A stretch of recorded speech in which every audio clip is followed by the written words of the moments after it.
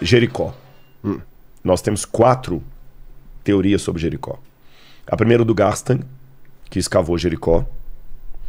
E ele encontrou que Jericó estava exatamente como como diz a Bíblia.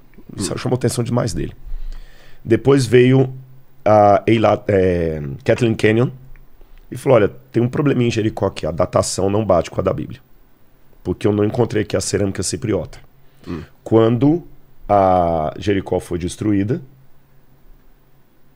quando a Bíblia fala que Jericó foi destruída, não havia Jericó habitada. Tá. Já tinha sido destruída antes. Já tinha sido destruída antes. Pelo menos uns 300 anos antes. Então não tinha Jericó. Então a Bíblia está errada. Depois você veio Brian Wood e falou, peraí, mas tem uma coisa errada. Porque Jericó... Lembra que você falou da pata do cavalo? Eu vou colocar o contrário. Eu tenho em Jericó selo de Tutmoses III, que é da época da 18ª dinastia, estou falando de 1500 a.C. 1500, 1450 a.C.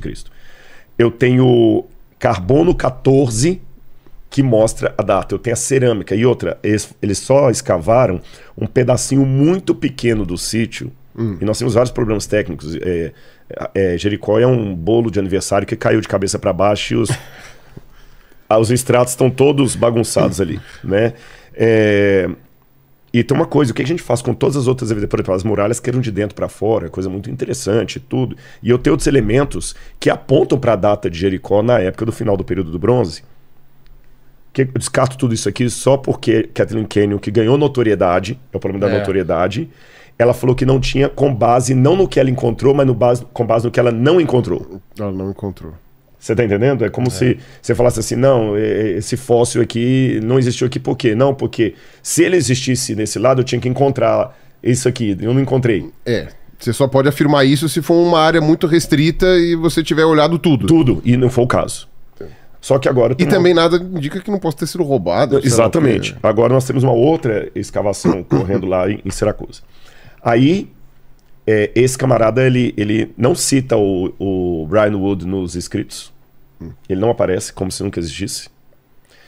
Então, quer dizer, já tira um. Segundo, fez a datação por carbono 14 só com 2 amostras, que é pouquíssimo. Pouquíssimo. E aí falaram que a primeira datação de carbono 14 que tinha validado a data bíblica, falou que não estava calibrado. É estranho isso, porque assim, eu não sou da área, mas eu imagino que quando você vai trabalhar com qualquer datação radiométrica, a primeira coisa que você faz é calibrar os aparelhos. Bom, daí teria que ver qual foi realmente porque você perde muito dinheiro, é mas caro. Mas você consegue, você refaz depois a coisa pra você ver se realmente foi calibrado. Você tem que ir no mesmo lugar, no mesmo canto, mesma coisa. E não, mas que os próprios instrumentos tinham que ser... Foi erro do instrumento.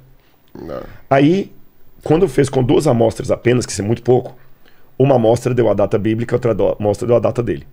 Qual a conclusão? É o problema de ser pouca amostra. Você precisa fazer melhor de 10. Agora, qual a conclusão? Isso está em artigo indexado, com pares, com gente assinando. Qual que tá... Não. O carbono 14 não is useless. Como é que traduz para o português? É inútil. É inútil. $1. $1. Não, $1. Eu falo em inglês. Eu falo em inglês. O carbono 14 é inútil para datar Jericó. Isso é o que eu estou colocando nos bastidores da pesquisa. Mas o artigo científico está lá. Em revista Qualizar. E veja, o carbono 14 pode ser inútil realmente em determinados lugares, mas você tem que ter um motivo muito bom para poder argumentar não só porque isso. Pegou 2 amostras, a data bateu. Agora, o que acontece? Quando você vai ter um documentário, uma revista de divulgação científica, o que falam? Não, a arqueologia já provou que Jericó não existia na época de Jesus. Eu que sou da área, não estou puxando a sardinha pro lado da Bíblia, não. Eu estou vendo assim que tem várias outras vertentes de gente da área que diz o contrário. Que diz o contrário, mas eles são ignorados. Isso aconteceu com Yuval Harari, dentro de uma área que não tem nada a ver com a Bíblia. Só fiz o ponto. Eu estou dando exemplos da Bíblia, que é a área que eu pesquiso, viu, Pirulo? Não é julgando indireta nem ponto, não. É porque a minha área de expertise, é onde eu posso falar mais aqui, o que eu estou estudando nessa área. Aí o que aconteceu com o Yuval Harari? Ele ganhou a notoriedade. E automaticamente ele botou a ideia dele, que o menino de 16 anos vai ler, mas o menino de 16 anos vai chegar à ideia que todo mundo pensa como Yuval Harari. E que se você discordar do Yuval Harari, você é um idiota. Você é um estúpido. Quando na academia a coisa é diferente. Você não entende nada. Você sabe que na arqueologia... desculpa, falei bobagem. Em teologia bíblica, quando eu fiz meu primeiro doutorado, as regras da universidade é o seguinte: o primeiro capítulo é a revisão de literatura. Algumas universidades chamam revisão de literatura, outros chamam fundamentação teórica. O nome varia dependendo da metodologia que você está usando. E se eu estou estudando teologia bíblica, que eu estou analisando um texto, como eu analisei o texto de Lucas, o primeiro capítulo inteiro você tem que passar o histórico da interpretação daquele texto da Bíblia. Como é que ele foi interpretado. Todo mundo que já mexeu naquilo ali. E que seja relevante. Não Sim. é a interpretação que a minha avó... não é o Joãozinho. Não é o Joãozinho, não. Tá. Você entendeu? Então, dá um exemplo aqui. O Iago, até mandei um resuminho da tese pro Iago uma vez lá. Aquele texto que eu analisei. Aliás, Iago, um abraço. Você falei com o Pirula aqui. Ele é testemunha que eu tenho vontade de conhecer pessoalmente. Viu? Ele falou que não conheceu pessoalmente. Pessoalmente, não tive esse prazer ainda. Quem sabe um dia você não marca pra vir vamos nós marcar dois aqui. Então, o meu é mais barato, viu? Que eu venho de engenheiro e vem do Ceará. De lá, Mas aí o que acontece? No primeiro capítulo da tese, eu tinha que apresentar primeiro... antes até... primeiro tem que apresentar quem que os pais da igreja interpretaram daquilo, como é que aquele texto foi interpretado na patrística, depois na escolástica, depois na Idade Média, depois pelos reformadores protestantes, depois pelos mais recentes hermeneutas. Primeiro é um histórico. É um saco fazer isso, mas é importante. Até porque só do que você falou aí são umas 14 línguas. Exatamente. Sim, com certeza. Então, eu vou contar o que eu passei no mestrado lá. Nossa, tudo. Essa é a parte que eu fiquei muito impressionado. Uma vez eu conversei com um professor da psicologia, mas que trabalhava com a parte das religiões, e ele... Eu não me lembro agora exatamente qual era a linha de pesquisa dele, mas ele era lá da USP.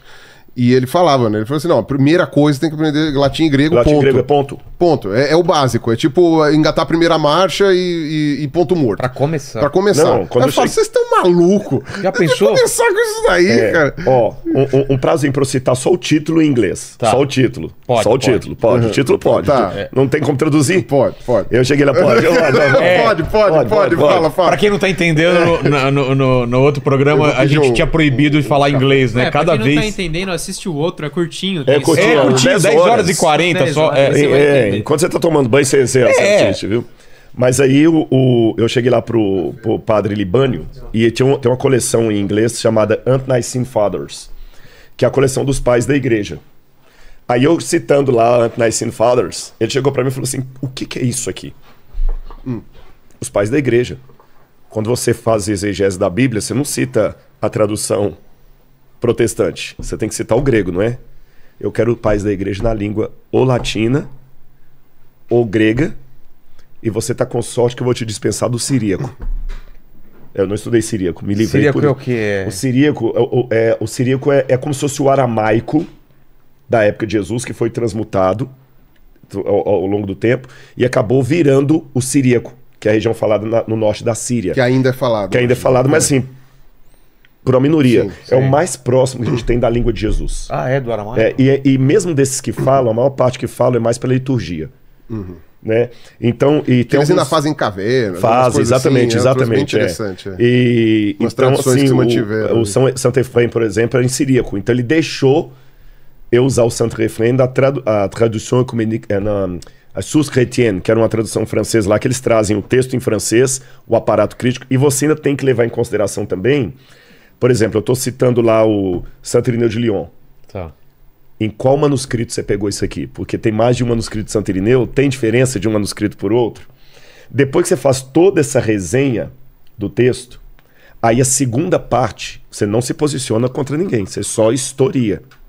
A segunda parte é fazer a análise do texto no seu original, como ele está nos principais manuscritos. Tem variante textual, Só depois disso que você vai começar a se posicionar.